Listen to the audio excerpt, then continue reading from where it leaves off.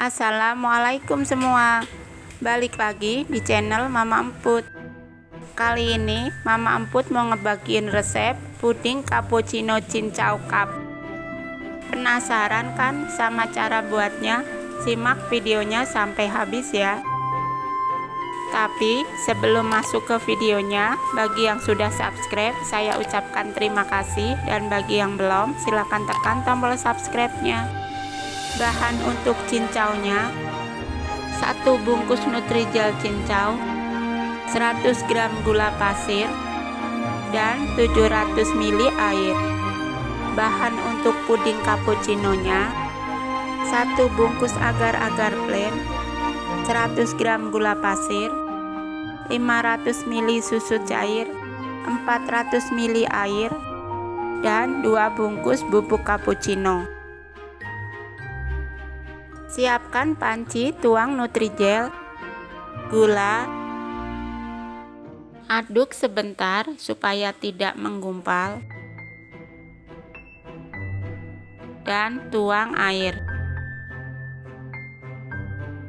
Aduk lagi dan kita pindah ke kompor. Masak di api sedang sampai mendidih, sambil diaduk terus ya.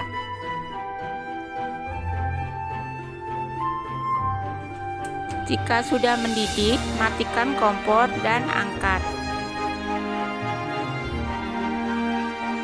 Kemudian tuang ke cetakan atau ke loyang ya, dan tunggu hingga set.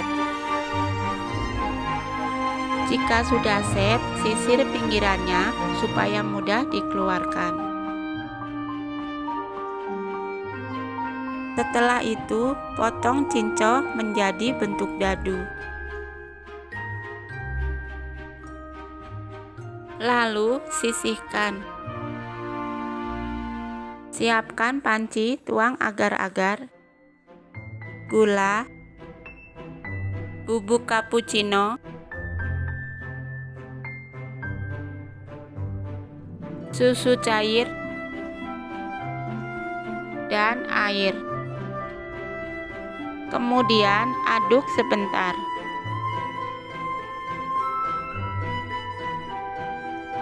Dan pindah ke kompor. Kemudian masak di api sedang sampai mendidih. Jangan lupa sambil diaduk terus ya. Jika sudah mendidih, matikan kompor dan diamkan hingga uap menghilang. Tujuannya supaya nanti cincaunya tetap mengambang dan tidak tenggelam. Kalau uap sudah menghilang, masukkan cincaunya.